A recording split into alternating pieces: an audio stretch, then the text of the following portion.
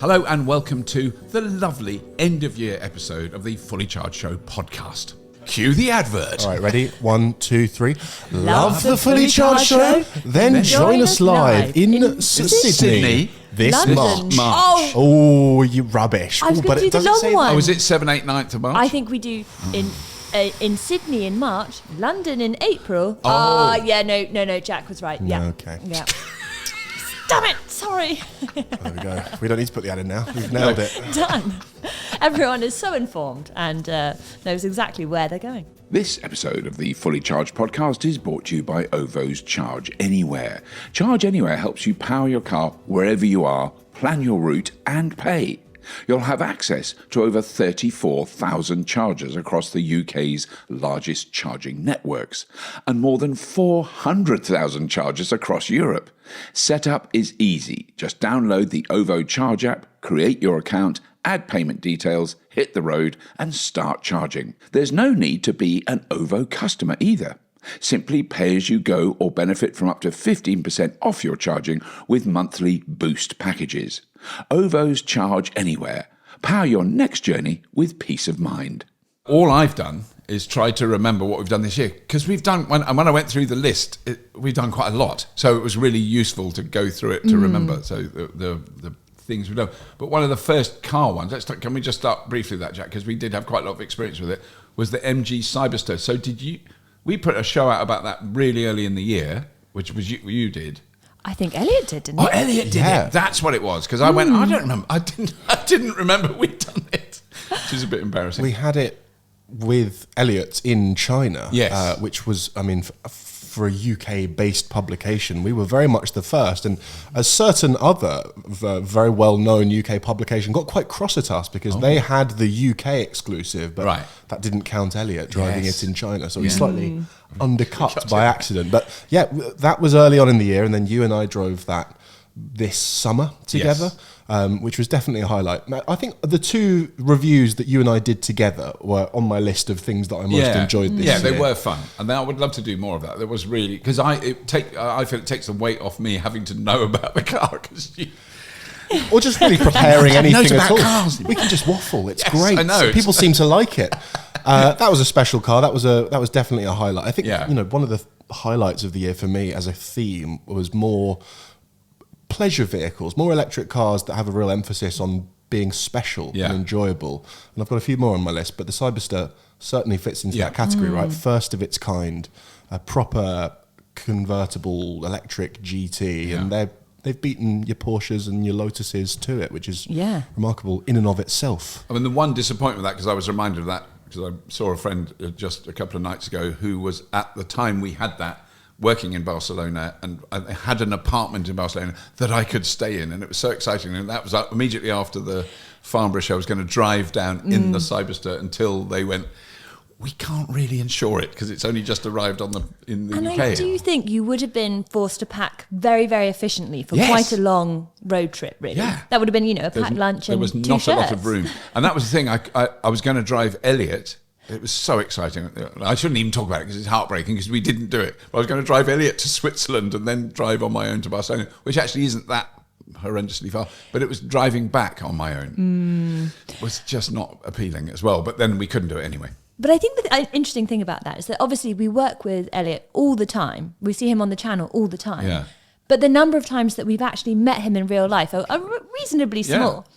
So I always sort of was imagining that road trip that you and Elliot had together, and what happened if you'd got to Dover and then been like, actually, we've run out of things to say to each other. I've got to go to Switzerland before we can, drop him off. I'm not sure I like this guy. I think he was quite relieved because we then drove to Godalming, which is really, in my mind, very close to Barcelona. It's a very similar city. A lot of people, they often film, if they're doing a detective series set in Godalming, they'll film it in Barcelona. It depends which scale. It's close in the grand scale of the world. Yes, I suppose it is. But yes, I think he was quite relieved when we got there and he could get out of the car and run, get on a train. Didn't seem that depressed. Anyway, that was the Cyberster. I'd forgotten how early that we'd seen it, because I remember us doing it and all the rest of the shenanigans. Yeah, Elliot's episode was right at the top of the year. That was a really good one. Imogen, why don't you kick us off with one of your highlights of the year? Oh my goodness, where to begin? Because I think it's probably worth us sharing that we had our Christmas do last week. Yes. And we were all tasked with a quiz round. I know. Which was all to do with episodes that we've done this year. So we delved into the stats and went down sort of memory lane. And it is astonishing what we've done in this year. Yeah. And it's, as is always the case, simultaneously feels like this year has gone in about 5 seconds. And then you look at the episodes we did in January, you're like, what? Yeah. That was this century? Goodness me. But certainly some highlights. I mean, I've wanged on about it so much, but we had quite a significant time in Vancouver, which was just so extraordinary, And I think this is the joy of going to different geographies, is that the key driver of the clean energy transition has got slightly different forcing functions. So in Australia, for example, solar penetration is so high, so electric vehicles make sense. In Vancouver and in British Columbia, where there's so much clean hydroelectricity, they're like, yeah, we get the clean energy thing. So you get a sort of slightly different flavour. And we went on this incredible electric tugboat, which I really thought that tugboats were very, very small, because you obviously only ever see them next to container massive ships. No, they're big, aren't they? Yeah. They're absolutely enormous. And you have a crew of about between 6 and 10 who stay on there for about 6 weeks. So we had this amazing day. And I have to say, we quite often end up judging shoots by the quality of lunch. Right. And that was an extremely good lunch. We had on board. Yeah. Wow. Well, yeah, because we had the chef who's on board for the duration of those. But wait a minute, there are 6 to 8 weeks like on that tug. Yeah. They don't go, because you think, well, like when it's finished pulling something, it can then go into a dock and they can go home. Well, that's what I would have assumed. But I guess like sometimes these ports are in not particularly convenient locations. And actually, these particular tugboats work on the Douglas Channel, which is one of the longest channels in the whole entire world. So they'll bring these container ships down that channel before they go off into the Pacific Ocean. So actually, I imagine they could be on that stretch for quite a chunk of time. Okay. But that was definitely a highlight. Wow. I loved that video. And for me, tugboats, right up there in the kind of pantheon of vehicles 4-year-old Jack most wanted to go on, along with diggers and hovercrafts. Oh my God. And the episode really didn't disappoint. And also, it's another type of vehicle that you hear about them going electric and you go, of course. It's entirely centered around having massive torque. Yeah. And ideally being, not too pollutive to the waters. It's just another no-brainer. Well, the other thing that they're really, really proud of, because exactly that, huge amounts of torque, they can do like donuts, it's incredible. But, there are 2 things that really stood out, is that it's so quiet, obviously, because it's an electric motor versus a big old diesel engine. So the captains have lost a sense, because previously they're sort of calibrating what they need to do based on what they can hear. Yeah. So they've been like, well, it's really nice because it's less exhausting that you're not bombarded with noise, but definitely like having to kind of, figure this out again. But it's really, really good for marine life as well, because they're so quiet in the water. Right.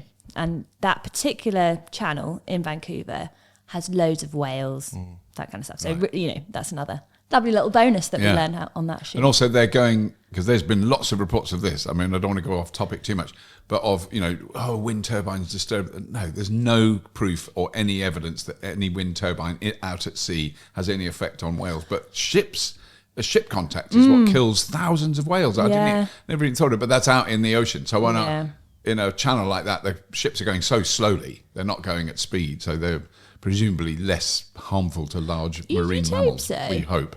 But that has just reminded me about a wind turbine fact that I learned on another shoot or in a podcast. Because there's lots of debate around, are wind turbines bad for marine environments? Yeah. And the Crown Estate are definitely looking at this, of how they need to sort of co-locate wind turbines with marine life and whatever.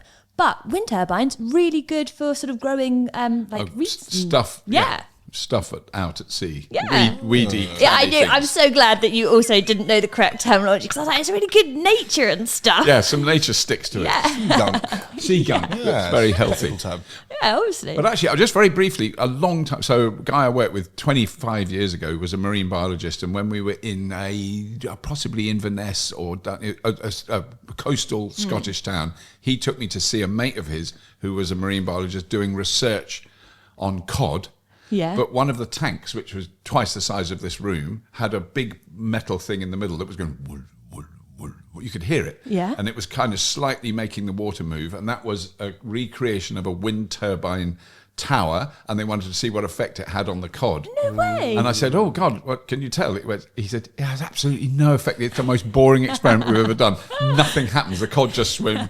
They go up to it. They don't go up to it. They nothing. It didn't do anything." So that was. Now I think about it, I didn't even know that there were offshore turbines. It didn't make any sense at all. So I got to tell you this because this came on the radio yesterday. On BBC Radio 2, which is really giving away my age, that's my preference of radio station now. She likes Radio 2. Yeah. I'm a Radio 4 person because obviously I'm allowed. I'm over the hill. Anyway. Wait, do you know what? No, because I was listening to Radio 4 and I was like, I'm feeling a little fruity. I'll go to Radio 2. And they went Let's see what the kids are up to. Actually, and part of this is because sometimes I hear names on Radio 1 and I'm like, I don't know any of these and I feel old. Anyway, they went back into the BBC archive and they found the archive of when the first generating wind turbine was launched in the UK. Wow. And it was actually in Orkney. Any guesses as to what year that was? I'm going... Offshore wind turbine, sorry, this is... Late 70s. Late 70s? Any advances on late 70s? That might be too soon. That sounds like an educated guess. I'm going to say earlier than we think, mid-60s. Oh, okay. Jack is closer. Wow. 1951. Wow. Yeah. That is even older than me. Yeah, it is. That's remarkable. Wow. Yeah, I had really, no really idea. remarkable. And that was an offshore wind turbine, so it was out at sea. In Orkney, yeah. Wow. I mean, generating not very much, as we can imagine, but it's an amazing piece of BBC archive footage. Wow. And you can hear they're like, this turbine is generating electricity, and when the wind goes over, whatever it goes over, it will stop, and all this sort of stuff. Wow. It was really interesting. Wow. Yeah. That is incredible. I had no idea. There's a good quiz fact. If you go to a pub quiz and that comes up, Isn't you'll know it? that. Yeah. But what's been your highlight shoot this year, would you say? I don't know. I mean, I'll tell you one which was really short, and when we were in Sydney. Yeah. And you can't even call it a shoot. But I went outside and there was a camera, and I had to talk to this man, and he was standing next to a Tesla Model S. And I had to go, blah, blah, blah, quick. Oh, is that what you're talking about? And it was the 666,666 kilometre battery pack that he just had replaced not long before. So that is 414. Sorry, that was so shocking. So shocking, it makes you sneeze. 414,247 miles on one battery pack. What was great was all the other stuff that had broken on the car: the seats, the steering, the brakes, the tyres. They'd all had to be replaced. The battery. So, and even at that range, it was still working. Yeah. But the range had dropped, so it was annoying for that because it's a limousine. So they put a new battery in, which was under warranty, as I remember it. And that was one of those things where, on the day, because it was busy and we were in the middle of the show, it didn't really sink in until, hang on. Because I've said to people for years, the batteries last longer than we think, and we don't really know, but all those things. And you go, that is kind of stable. That was just short of 500,000 miles. Yeah. And this is by today's standards, quite old battery technology. I mean, it was an early Model S. It's an early Model S. It's really good to now, we've known this for a little while, but there's no substitute for having actual physical examples of super high mileage. And a guy that was not doing sort of green revolution hype. He was going, the seats are broken. Back axle had gone, the wheels, the steering had to be replaced, the lights got, loads of other things in the car had gone wrong. But not the battery, What's that phrase? It's like when you have a broom and you replace the handle and the brushes, it's still the same. But it's kind of like that, but it's like a battery with a car surrounding it like that, isn't it? Yeah, I suppose after I don't know what, 300,000 miles, generally bearings in wheels and sort of joints on steering, because that's added on to that, which we didn't film in a way, but for the first time this year on the Nissan Leaf, which is now 14 years old, I had to pay money to have servicing done. So 2 of the ball joints had gone. I had to have 2 new tyres and some welding on the body. For the first time in 14 years, I've spent anything more than 20 quid on servicing that car. It cost £900. I bet you were affronted. I was furious. But I did think, because it was a lot of money, I went, God, 900 quid. But, my God, looking back, and also I've been taking it to the same people, so have we spent nothing on it? And maybe that was their problem. They were like... That is coming up for 90,000, I think. Okay. So it's never going to be a high mileage car just because it's, it doesn't go very far on it. I mean, it goes 125 miles on average this time of year, so about 140 in the summer. Which is so fine for so many many uses. Anyway. Yeah. But Jack, I think you're absolutely right. Those kind of anecdotal examples, because obviously we need to back up anything that we talk about in the clean energy transition, EV transition with data.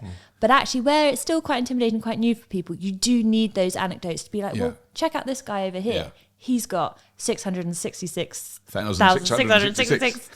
You'd be so annoyed if he just tipped it over, wouldn't he? He was very sure that was the exact mileage or kilometerage. What do you say because we say mileage, what do you say if it's kilometers? I bet people still say mileage. Kilometre? I think you should from now on. Kilometre. That's beautiful. Thanks. Anyway, no, that was so. But that just because what was weird is it was a kind of it was a non-event at the moment at the time of doing it, and yet it's kind of one of those ones that stayed. Yeah, I had to drag you out of the hall between panels. I think it was, wasn't it? Man-marked you so that people didn't kind of run into the shot to get selfies with you for just long enough to grab that very short video. Yeah. And you're right, it was only when we came home, watched the edit, we were like, whoa. Yes. That is a remarkable piece of engineering. Yeah. What have some of your highlights been this year? We've had some great shoots this year. I said in a video recently that I would summarise 2024 in electric cars as being a great year for small stuff and a great year for fun stuff. Yeah. So in the category of the small stuff, we had the new Dacia Spring, which is obviously just joyous little vehicle. Really sets a new entry point for getting into a brand new electric car. I think it's less than £15,000 for the base car in the UK. There is a cheaper, baser model, but the UK branch of Dacia decided not to bring that here because it doesn't have a heater or a screen or like a infotainment screen, and they're worried it might just be too barren for UK. So heater is challenging. Yeah. What they need to do is bring that model out with a coat. So you can absolutely. You've got a nice kind of sleeping bag that zips into the seat. So that's lovely. I enjoyed that car. The Citroen EC3, underrated, criminally underrated little thing. I'm not seeing many of them about, but delightful. And then where small stuff meets fun stuff, the Alpine A290 and the Renault 5. Renault 5 for me, car of the year. I don't even think that's controversial to say. No. It's one of those, it's like when the Mini came back. It's one of those vehicles that just purely on its vibe, people are interested. They don't know anything else about it. Non-car people are charmed by it. And I think that's going to be such a needle mover for one of the most informed brands at the moment in Renault. And then just to finish things off, I think the best experience I had this year in terms of a shoot or a car was the Ioniq 5N. Getting to spend a couple of days with that unbelievable vehicle in the Scottish Highlands. We had all 4 seasons across 2 days, such as Scotland. And it was just breathtaking. I had more fun in that electric car that day than I thought I ever would in an EV. Right. And it's down to, the big sticky tyres and the amazing suspension and the very clever steering, but it's really mostly down to that clever little bit of software they've given it that lets you pretend you've got a gearbox. Yeah. And it's so fascinating watching the different performance brands experiment with different ways to bring a bit of tactility and engagement to electric cars, which can be quite sterile. Yeah. Well, I think that the R5 is a really, really interesting example because I think it's sort of similar to the Ioniq 5 versus Ioniq 5N in that regard, because I think they've recently announced that they're going to bring the R5 Turbo. Yes. Because I got so nervous when I saw that. I think, they're going to put a petrol engine in it with the turbo. Yeah. But I think like when you look at the history of the Renault 5, it was all about democratization of vehicles, making it super accessible, super affordable, super efficient, because it came out like peak oil crisis in 1976. And then the Turbo came out, and it's got some really, really fun ways in which it's been described, like one of the most hot-headed little rascals that's ever featured in bedroom wall posters or something like that. So you kind of really, really hope that similar to the success of Ioniq 5, Ioniq 5N that you've experienced, that this same thing happens with R5 Turbo in the electric era. Yeah. But also, I think the interesting thing the thing we've all witnessed and I've heard so much about is, I don't even want to talk about other brands, but other brands that have brought back classic marques from the 70s and 80s. And everyone's gone, oh, it's not like, whatever thing, except for the Renault 5. It's a really interesting one because it doesn't, if you put the two of them together, it doesn't look like the old Renault 5, but it sort of does enough. I've not heard one criticism where people go, well, it's not a real Renault 5, it's fake. Yeah. I think to compare it to a less convincing homage in the form of, for example, the new Ford Capri. Yeah. I think the key difference is that you can just tell with that Renault, every aspect of the car they've looked at and they've gone, how do we make this interesting and a little bit desirable? You know, just there's denim on the dash because why not? It's fun and interesting. It's retro done right. Car designers don't like it when you say the word retro, but it is, and in a wonderful way. So I asked when we were at the Royal Enfield Flying Flea launch. So this is the new little electric bike, Maeving competitor, dare I say, that Royal Enfield have recently launched. And we asked about this kind of, why is it that, this retro futuristic design is such a thing in the electric era? And he actually phrased it in such a nice way. He was like, well, it's not so much around being, paying this big homage to the past, but imagine if that vehicle had never been discontinued, how would it have evolved? Right, over the years. And then what does it look like? And I was like, actually, if you apply that logic to the R5, it's exactly that. Yeah. It's a long distant relative, but it's still got so much that DNA. Which also, again, you just DNA didn't see the R5 that was launched in 2006 or 2010. Those ones you've forgotten about. Yeah. And they were all steps on this journey. Yeah, no, that's a very good idea. Yeah. Actually, yesterday, walking through Soho in London. Oh, you're very trendy. I saw two parked, I can't say that, Maeving, is that what they're called? Maeving. Did you? Yeah, in the wild. One on Soho Square and one at the bottom of one of the Frith Street, one of those. Oh, that is very Soho. Yeah. It's such a Soho bike. That was a highlight for me as well, actually. Yeah. It does. They look really, and they were actually grubby. They were in use. They were kind of mucky. They weren't pristine in a showroom. They were parked on the street. But that was, it was such a good video that you did. And Maeving is... Well, we went out for lunch with Seb, who's the CEO of Maeving, the day before you did that shoot. And he's extremely cool. It's no wonder that annoyingly lovely. Yeah. Quite cool. Yeah. Fairly good looking. I hate the guy. Yeah. I have a very, very small capacity for patriotism. It's just not really in my repertoire. But there's something about that brand. Just makes me all proud to be English because it's proper British engineering. Right, and then are they made here? Yeah, They make them. And they in are Coventry. just little works of art. They're glorious. They do look gorgeous. Yeah. And he he's been really careful to curate the best legacy motorbike talent that exists in the UK and be like, hey, could you come help us? Come bring this bike to life. And it is wonderful. It's so beautifully crafted. Right. Wow.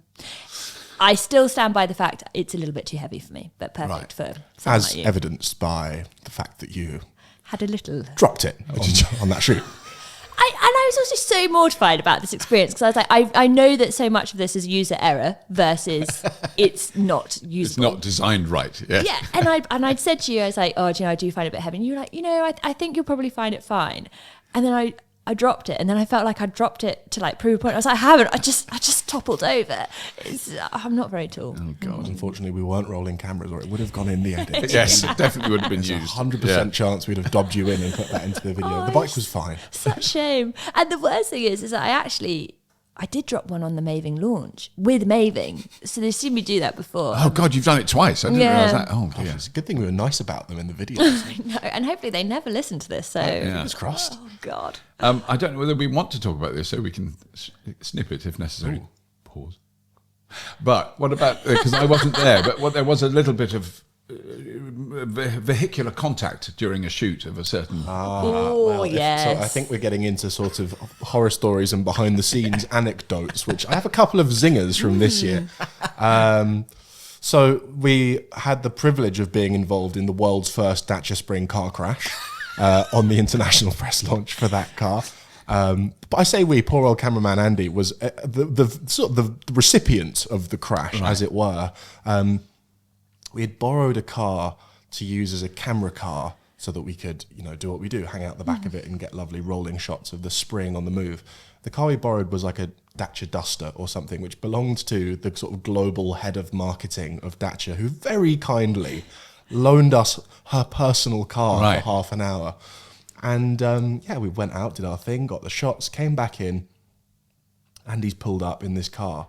And then a journalist who evidently he's kind of pulled into the car park of this nice hotel and then immediately looked down at his phone and just drove straight into the back of Andy in this Thatcher Spring. At low speed, no one was hurt, everything was fine. I mean, the spring was pretty crumpled. It was very crumpled. Duster had seen better days. What was most amazing is the way this journalist sort of got out, shrugged his shoulders, then went off to make a cup of tea as if nothing had happened. If I ever become that complacent about people giving us lovely toys to play with, I want you to punch me in the face, Robert. It was remarkable. Wow, that is quite extreme. Poor old Andy, completely mortified as well. Not his fault in the slightest. Definitely not his fault, no. Because I think if there's one thing that we know about Andy, it's how well he looks after things. Yeah, and that I know would be so upsetting for him. Oh my gosh, because, for example, if I show him my laptop that has a lot of fingerprints on the screen, he's it gets his cleaning kit out oh my immediately. God, 100%. So I know that for him that would have been mortifying, but I think we also should mention that he's actually purchased a Thatcher Spring in real life, and the guy in the sales centre was like, do you know much about this car? And I was like, do I know about this car? I'm actually the first one to crash one, so at least he's now wearing it as a badge of honour. Yeah. Now, there have been times when we're doing a shoot and I've turned up in our MG4, our brown MG4, that if you wash it is white. But I park next to Andrew, who's also driven on roads and parked to the same place in a car that looks like it's actually in a showroom. It's so pristinely, immaculately spotless. His Model Y is just amazing I don't know how you do that. He washes it every weekend with a little cloth by hand. Every time I drive somewhere where I'm meeting Andy in my Polestar, which is white and usually dirty, I genuinely get anxious on the drive. I was like, he's going to tell me off. He's going to get out and he's just going to look around it and he's going to give me that look, with that little face of his. Well, on that Maeving shoot, I had to give him a lift in my car and was just like, just don't look at anything. There is so much granola in here. At least he holds us to a standard. Yes, he does. I have one more, but I'd love to hear some of yours first. Some BTS. What can you tell us about things that didn't go completely to plan on shoots this year? I mean, should we talk about the turbine? I think it's time to talk about the turbine. Yeah. So excited about the turbine. This will come as a surprise to no one that watched the video, because the video itself was chaos, and I mean that in the best way possible. So we're talking about the DIY wind turbine. Danish wind turbine. Beautiful concept. And also, it was not so much, I mean, the chaos of the actual shoot was classic, but it was the build-up was so long. And for the poor guys that did it, to get us this huge, complicated, transportable wind turbine was a mind-boggling thing. When it arrived, it was enormous boxes, and then we went up the hill, which I have since walked over that hill 20 times, and every time my cap blows off and the wind is so strong, except that day. Because what's the app that you have? Is it Wonderful? Yes. And on that particular day, the lowest I've ever seen. 1% of UK's generation was wind. Yesterday, 68%. So that's the variation. Wow. So 68% is crazy high. But, on Sunday it was 68 because our demand is lower on a Sunday. But still, it was a huge amount of wind. It was multiple gigawatts. And on that day, it was 1%. I've never seen it that low ever. So, apart from this being the most elaborate kind of puzzle that we've ever seen in our whole entire lives, and, starting to really query how portable this wind turbine actually is, it became this real team effort, didn't it? Yeah. And I'd actually say people pay hundreds of pounds to go on team building days like this. Yes. And we were doing this as part of our normal job. And after many, many hours, the thing was now standing. It wasn't necessarily turning because there was not much wind. And then we went to sort of do the last bit, only to discover that it runs on an Android platform. None of us have Android phones or laptops. Really, isn't it? Yeah. So we had to call in backup. We're all starving at this point as well. So if you listen... So a lovely neighbour, Colin, came up with his Android phone, and he has as much interest in phones as I have in... I can't even think of a topic because I've got a lot of interests, a very low level of... So he uses it as a phone, weirdo. So he didn't know anything about it. He went, I don't know how you download things. Anyway, so if you listen to that episode, in the background, you can hear the amazing Katie from our team shout, can you ask him to bring some snacks? Oh, yes, that's right. Because we didn't expect to be up there quite as long. But then we gave up, packed it up, and then I put it up in the garden on my own, which I'm quite proud of. Yeah, I don't know how you did that. No, it was good. And I didn't break anything. And then we put it up in the garden, and it was windy. And then the crew came back, and we knew how to do it. And we had the battery pack, and we had the you know, the right software. That we'd updated everything. We knew how to do it, and then all day we were trying to do it, and it was turning.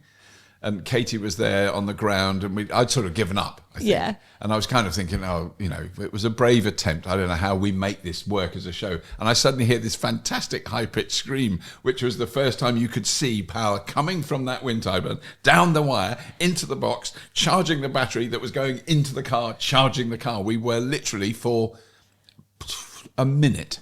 But we caught it on camera. And it can be done. It can be done.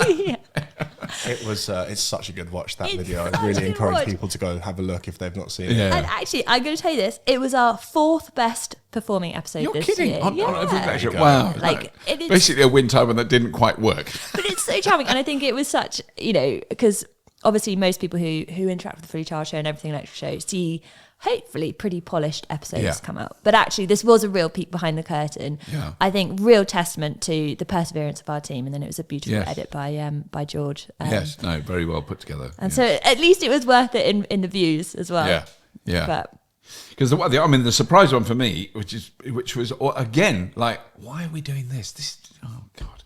No, I was like in a bit of a mood, which was the Yang Wang. Because it just felt right, like we don't do super sports cars, and this is a bloody hybrid, you know, massive tank. That has got, I think it's the top views of the year, isn't it? It's just 1.8 million or something. Huge views. This was a 2-in-1, wasn't it? You had the BYD, is it called the U8? Yes. U8, Supercar? U9? The U9 is thank the you. supercar. And so that's an all-electric, all-wheel drive hypercar. Stupidly It's got fast, active suspension. It can jump on the spot. Why not? And then there was a little cameo of the gigantic Yang. It's kind of like a sort of Defender cum G-Wagon sort of thing. Actually, it makes a Range Rover look like a compact. But it's also city car, so huge. It is a hybrid as well. It's a hybrid. So we like really didn't fit in the Venn diagram of stuff that we do. Not at all. No. But one assumes that supercar was what sort of pulled in the big views. So. Yeah. What do you make of that car on reflection? Well, I mean, I couldn't go in it. So I've now since been in when we at the show we had the big SUV, which is what? Is that the U? I think that might be the U8. I think the sports car's definitely the yeah. U9. Anyway, the U something. And they did a tank turn where all the wheels turn. And I mean, that is bonkers when you're in it because you just literally go, oh my God. And you can hear as the tyres skid round in a donut, you know, and you go, well, I can understand why they do it because you can do it and you wouldn't be able to do that in a combustion engine vehicle. But it's bonkers, you know. So that's the only one I've actually been in. And I made it move along forward 2 meters. So I've driven it that far. The other one, I don't know, you know, I think we could get... I'm not sure we can even get in it. But I think. Oh no, we did get in it. We did get in it, but didn't drive it. So I don't know. I mean, it was a studio shoot. So it was a studio shoot. Yeah, we knew we weren't going to drive it. And it was one of those ones where I was being charming to the people because I've got to be polite. But I was going, why have we doing? I don't know why. How did this come out? I couldn't. I don't remember how it was all arranged. And actually, I've got to shut up. No, but I think it is interesting that there is not always a correlation between effort put in and success from it, certainly from a views There perspective. is a correlation, and it's the opposite. It's the opposite. We put enormous enthusiasm, and we're excited, and the effort, and we go and we make the extra effort, and no one's interested. Well, it's safe to say that one was a bit of an eye roll because there were so many shoots going on at that time, and everyone was absolutely exhausted. So Katie very politely was like, don't worry, guys, I've got this. She like rearranged childcare to do it, and like, you know, very nobly went, and everyone was like, oh, well, you know, whatever. So she's now very smug that she is sort of responsible for the best performing episode on the channel. Very unfair. Yeah. The rest of the team. Not that she goes on and on and on about it every possible opportunity. Every year there's a couple of videos that I think just to spite us and let us know that we don't know the algorithm at all. Because we think we have this understanding of our audience at Fully Charged Show. They like stuff that's more on the affordable side, practical, sensible, clever design. And actually, we often get told off in the comments for driving expensive cars. People go, well, this isn't relevant to most people. Yeah. So riddle me the video of the £500,000 hypercar doing our biggest views of the year, for goodness sake. Makes no sense. More supercars in 2025. Yeah. I'm declaring it. Well, the other one, I think, that kind of speaks to the opposite end of that spectrum, that it has done okay from a views perspective. And I will say that the comments are beautiful and really, really overwhelmingly positive. But was the electric fishing boat. Because that was low cost, super practical. And stunning, just visually stunning. Oh my gosh, yeah. So for anyone who hasn't seen the episode, we went up to Scotland in the only bit of sunny Scotland that has sort of existed for the past 5 years. It was really, really astonishing. We were in a place called Tavy which is about 2 hours north of Glasgow. So West Coast, you're on the West Coast with all the lovely islands. Yeah, and in an area where I think it's called, someone's going to correct me, but like Fairy Tale Island. There's literally an island called Fairy Tale Island, and you look at it and you're like, yes, because this is from an illustration from a Grimm's fairy tale. It's totally stunning. And this fishing boat was incredible. It had been lovingly restored from the 70s. Super, super cheap to run. Because it's so cheap to run, actually there's less pressure to catch as many lobsters because you're not trying to recoup your fuel costs, all that kind of thing. And there's actually quite a big grant available to people who have small boats. I think it's like £40,000 to upgrade to an electric version or to convert to a less polluting vehicle. And this guy, Hans, who... it's just amazing. Such a lovely character, wasn't he? Such an amazing character. And he'd gone through the rigmarole of going through this process of changing his boat, going through the approval processes and really sort of pointing out where the system kind of doesn't work. And now he's got this really amazing proof point. And he made this mini documentary about the whole experience, which was shown in the local village hall. And he was incredibly smug because his film outsold Barbie. Ooh. In Tavy Village hall, okay. I should say. So it was just like a phenomenal story where you think it's people like Hans who are so vital to this clean energy transition, because he's done this from a place of just love and give it a go. And safe to say, Louis, who edited that episode and also shot it with George, did an absolutely astounding job. It would be lovely if it had a few more views, but we're really proud of it. But that's the one that I got, and I've been desperately trying to remember for the last 24 hours who it was. But there was people at the BBC commented on it. So, and I'm trying to remember where I spoke to them, and I know I did. Who went? How do you make that episode? On what budget have you got? And I said, let's go. It's the transport and accommodation budget that you'd use. And I will say, not even that. In fact, our accommodation was quite scary. Oh. Yeah. I mean, I think safe to say when we go on car launches, we're wined and dined. Sometimes really we're in very nice places. Yeah. And it's beautiful, and there are certainly no complaints. And for some of our other shoots, we're very familiar with the Premier Inn, which I think we hold as our kind of 5-star standard. Yeah. And then we kind of go down the ranks from go slightly less good. If Premier Inn is 5 stars, this was maybe 1. And I think we're all like, is it haunted? Will that big pile of mould turn into a monster overnight? So, there were some sacrifices made for that shoot. But we do things on a shoestring. There's very little cost. No, they were very impressed. Whoever it was, somebody at the BBC was very impressed, and I can't remember. I've learned a lot about boats this year, electric ones, through the Everything Electric show. I could have done with that knowledge last year at our Amsterdam show, where for some reason I got put on a panel, chaired a panel about electric boats. And, I thought I'd written enough questions to cover thought-provoking 30 minutes. The problem with the Dutch is they're so concise. Yes. So efficient. So 15 minutes in, I'm sort of glancing down and going, oh my goodness, I've gotten through all of my questions. I'm just going to have to freestyle this. Yeah. And sort of chucked a Hail Mary, praying for a in-depth answer. I went, one of my panellists, do you think that enough is being done legislation-wise in the city of Amsterdam to enable the transition to electric boats? And he went, yeah, sure. Come on, give me something. Those are the worst ones when you prepare for a panel, and the best panels are the ones where you never look at your sheet of questions because it's really easy conversation. And then the others, in case of that situation, you're like, I've got to have 30% extra just in case this is a pulling teeth situation. But also the other one I've done, I've only remember doing it once, was while I introduced them, I realised that they weren't in the order that. This is a few years ago. Now we've got the photographs. That helps. So I had on my thing. It was David, Jonathan, Mary, and there were arrows going that he's not in there. He's there. But then I looked at it and went, I don't know what that means. Jonathan, just wait till one of them goes yes. Oh, good. You're okay. That's terrifying. And the worst thing then is you've had that little conversation in your head. You're like, Jonathan. That is Jonathan. Yeah. And then you're listening to the answers, and you forget halfway through.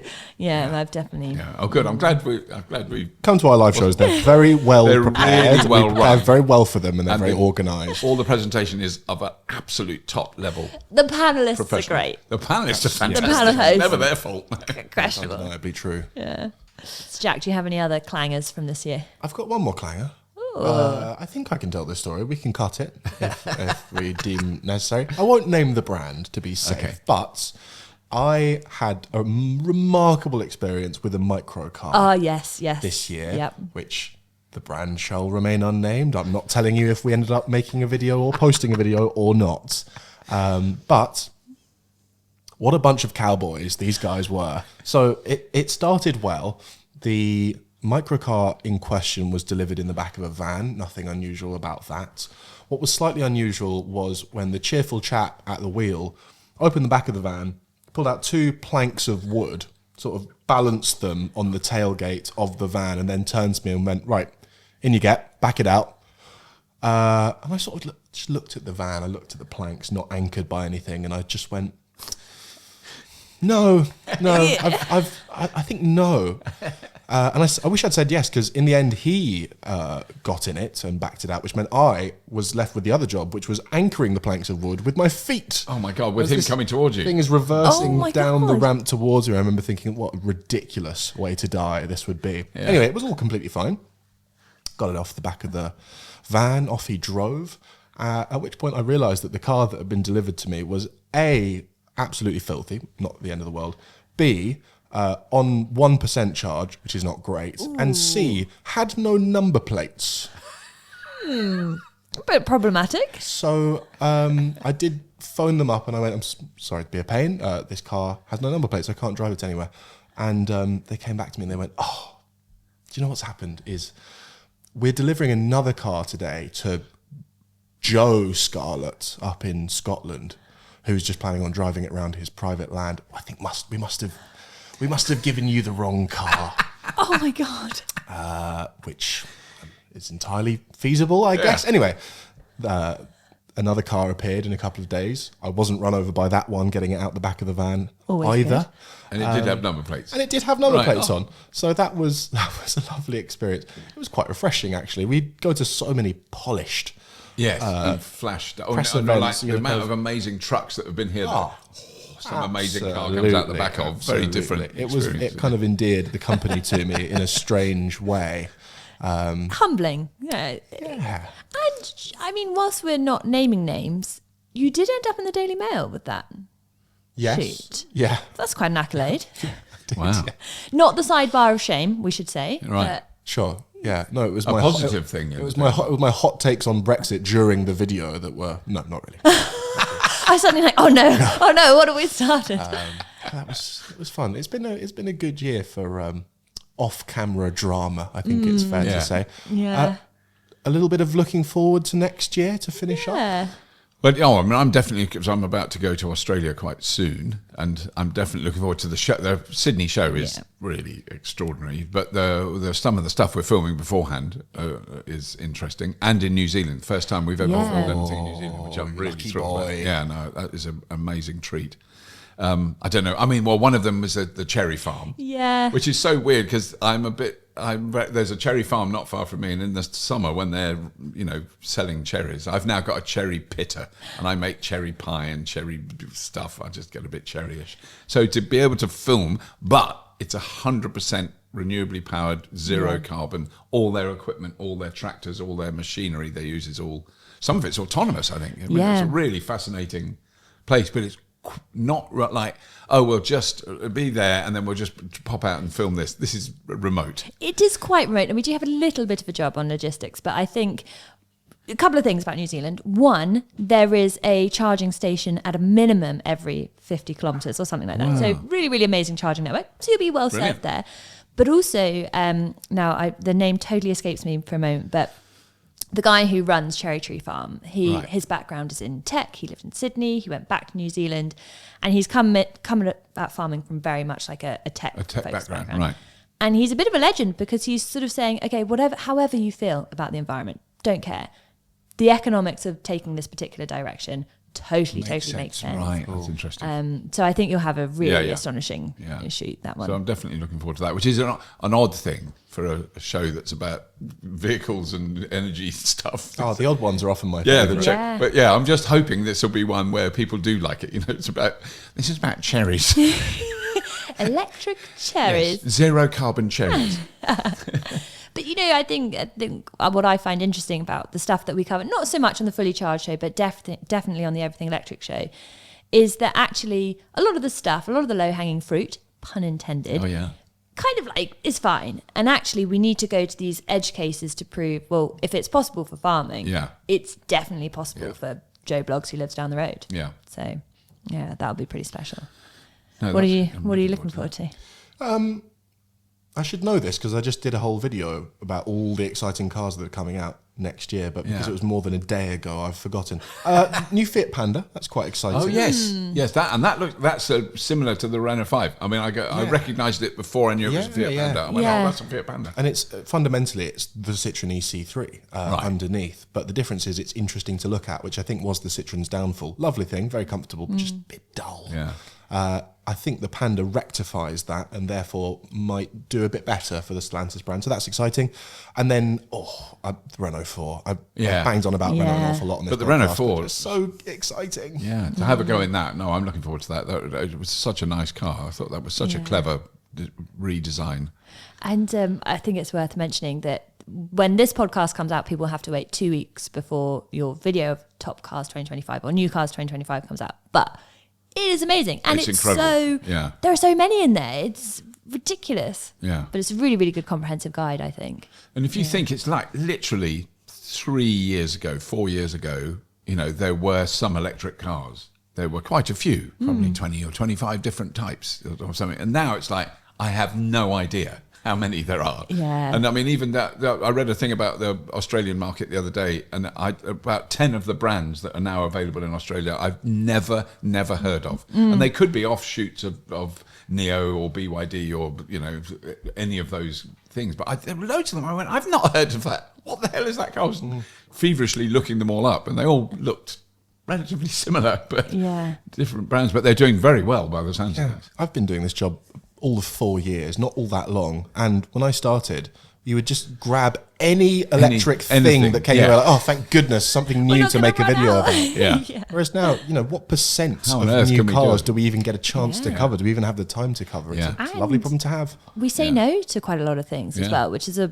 lovely problem to have, actually. I still feel so bad because I've still got that thing where there aren't any. There's only 2 cars.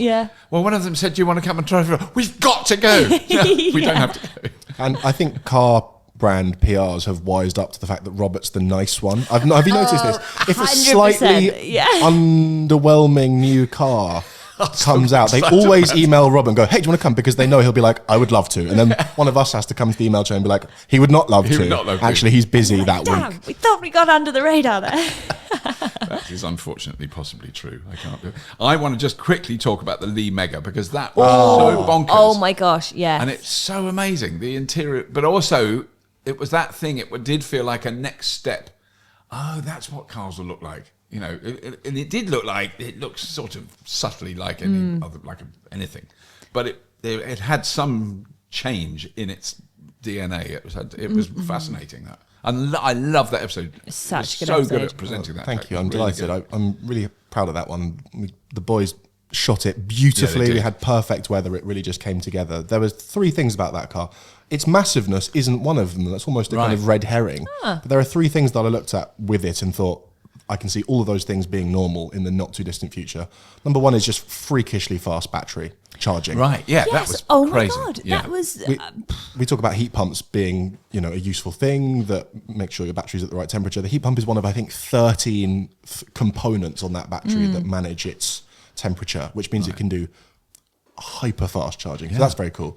Number 2, you just talk to it and it does what you tell it. Just like, seamless voice activation, if you're Chinese, I have to say. Right. They did show me when they handed the car over and it was remarkable. And then I had to kind of go in the video, I promise it works, which didn't quite come across as remarkable. But that was really cool. And then the third thing is, surprisingly distraction-free experience as a driver because you've got a million screens for everyone else, all the passengers. But for you as the driver, you've got a little heads-up display and a little teeny screen in the steering wheel. And that's just your little bubble of distraction-free driving while everyone else is watching Netflix and, playing karaoke in the back. That is so interesting. I'd like to see that as a trend in 2025. Yeah. Actually, we surely are approaching critical mass where car brands are going to go, oh my goodness, we're actually putting so much stuff on these vehicles. It's kind of distracting and dangerous. Yeah. Less stuff. Yeah. And I do find it very distracting when especially you have someone who's maybe less familiar with your car. You're driving, they're playing around with the screen trying to do something, and then in your peripheral vision, particularly if you sit as close to the wheel as I do, it is really, really distracting. And I think this is where so many of the Chinese brands are like, okay, all right, you can talk about handling or whatever, but actually what are the things that you touch, see, feel, and how do they respond, and what is that kind of user experience from a tech perspective? So kind of really interesting to see that new bar set. And I have to say, watch the episode on our TV. So it's amazing to see that beautiful, beautiful B-roll in the big screen, on the big screen. But the generative AI painting thing for your rear passengers, so cool. I would buy it on that feature alone. So cool. I know. Just think of the thumbnails we could create. How did you get the kids out the car upon arrival is my question. Yeah. No, it's such a beautiful episode. Yeah. Really nice way to kind of round off the year, I think. Yeah, no, it was really exceptional. I'm going to say one other thing I'm looking forward to, I hope next year, which is electric trucks, because I think there's a lot going on, and big electric trucks. There's a lot of proof of concept. Oh goodness, they are doing hundreds of thousands of kilometres every year. They are saving millions of pounds in fuel. So there's I'm not going to talk about it now, but there is an avenue, a potential research avenue of extraordinary electric trucks that I'm very much looking forward to. And I think worth mentioning that we are returning to Janus. Yes. Janus trucks. Janus trucks in Australia. And haven't they've got a solar powered battery charging. Oh, I'm very excited about that. Yeah, so super cool and so nice to see them still succeeding and actually having a huge amount of support from the Australian government at this point as well. I've got to just quickly, because that was such a brilliant anecdote, that he just got time in the chaos of the Sydney show. He came up to a lovely man who runs Janus trucks, and he went, and I went, sort of gave him a little hug. So it was so heartbreaking to hear about the fire. And he went, don't worry about it, mate. And they had a fire in a cement truck, one of their early ones, and it burnt out, and it was a disaster. And then, of course, got news, and it was a fire. And the owner of the things said, the quote was, mate, don't worry about it. Shit happens. Can I have 5 more? That was the Australian response to having a vehicle fire. Shit goes wrong. Yeah. And nobody was hurt, thank goodness. I mean, that was lucky. And I think, that's an amazing way to steer the sort of PR angle as well, because they are still going and they're still making tons which of is so. Like when I first saw that story, I went, "That's hard," because they were so amazing. The engineers who do that, and to use old trucks, it just makes so much sense when you're there in their factory and you go, big, massive lumps of metal, and they're not chucking them out. There's just a yard full of diesel engines that are basically about the size of a big garden shed. They're not little. Those diesel engines, they're massive. Can I tell you about? So I've just been thinking about what I'm excited about, and I'm actually really excited, but it's quite nerdy. So hopefully I don't wang on too long. I'm excited about low carbon, high temperature industrial processes. Yes. I was just about to say that myself. Thought you beat me to it.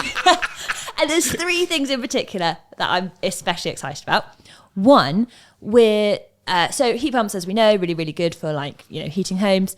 Slightly struggle with higher temperatures, for example, needed in things like brewing beer. Right. So we will be going to a brewery that has got this really, really high temperature heat pump. And part of the reason it can get to these really high temperatures is because it has something called a Turboclaw. And I think that's really hooked me.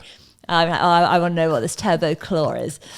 So that's exciting. And then, this has opened up a bit of a rabbit hole of other processes. And there's a really cool company who are looking at electric heating for steel making. Right, wow. And I forget, so I think they're called Coolbrook, and just like an incredible bit of turbo machinery that really, really excited to see that. And then, of course, the last one, and we're trying to see if this could work out perhaps for either for a podcast or maybe for second half of next year, but concentrated solar power and storing heat, storing power from the sun as heat. So, phenomenal stuff going on in Australia that we've got to follow. So, that kind of, hard to abate industries, in inverted commas, and how we can decarbonise. Actually, that is, those topics, I think, are the things that keep me trying to get up in the morning and grunt and stumble towards doing a job, but is the technologies that are emerging now. So the solids, I know they're not solid state, semi-solid state, but there are some really interesting battery technologies that are just emerging. Yeah. And, I always say 90% of them are never going to work, but if you only need 1% of them to be that kind of level of game changing. I mean, there are some batteries in existence now with 1,000 times the energy density of the stuff we use now, 1,000 times, and they're still in experimental small state. But clearly, the amount of money going into that research is possibly going to come up with some genuine results. And you kind of think back to, what was it, 1980, when John B. Goodenough was working on the first commercially available lithium-ion battery. Can you imagine if they'd had a little crystal ball to see where we are now? No, they would not believe it. Totally. And still early stages. Yes, And one day, in sort of science fiction, like Marvel films, where they kind of put in a little thing. Yeah. And that powers a spaceship for 1 trillion years. Yeah. Maybe. Yeah. Never say never. That's the one last thing I wanted to say. I wanted to explain to people who are not in the UK about Radio 2 and its symbolism, and Radio 4. It's the BBC. There are 4, 5, 6. I don't even know how many. An array of channels. An array of radio channels, going from popular music for youth, Radio 1. Popular music for slightly more mature people, Radio 2. It's where the Radio 1 presenters sort of kind of retire to. Yes. Yeah. Yes, they do. And then Radio 3 is the classical music, very sensibly. And Radio 4 is talk, I don't know what you call it, people talking. But then we get to Radio 5 and that's sport. So, yes. And then Radio 6, it's my mate Craig Charles. Yeah. Funk and soul show, man. Yeah, I love it. Anyway, I just thought we need to explain that. A seamless explanation. Sorry, terrible explanation. I think we should round this up. I think we should. Get it over with. Well, also, because we've got some of Imogen's chocolate brownies. Yeah. I've had 2 now. I've had 3. Have you had 3? I've only had 2. They are so good. They are dangerous, I will say. Yeah. Is this going out before or after Christmas? 23rd of December. Well, Merry Bloody Christmas to everyone listening. How about that? Yeah, that's very nice. And a very happy and successful and peaceful. I think it's quite a good thing to go for this year. Peaceful 2025. Perfect. That's all. That's all we've There got. it is. That's it. Like and subscribe. What else? You can like and subscribe. Oh, give us a drop a like, would you? You can tell some of your more annoying family members who go, batteries have to be thrown away after 3 years. You can tell them to watch this. That will really annoy them. And as always, if you have been, thank you for watching and listening.